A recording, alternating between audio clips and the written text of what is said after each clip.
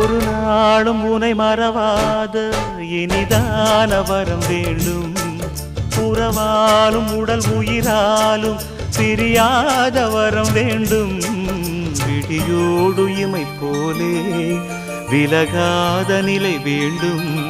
இணையான இளமானே துணையான இளமானே, இணையான இளமானே துணையான இளமானே.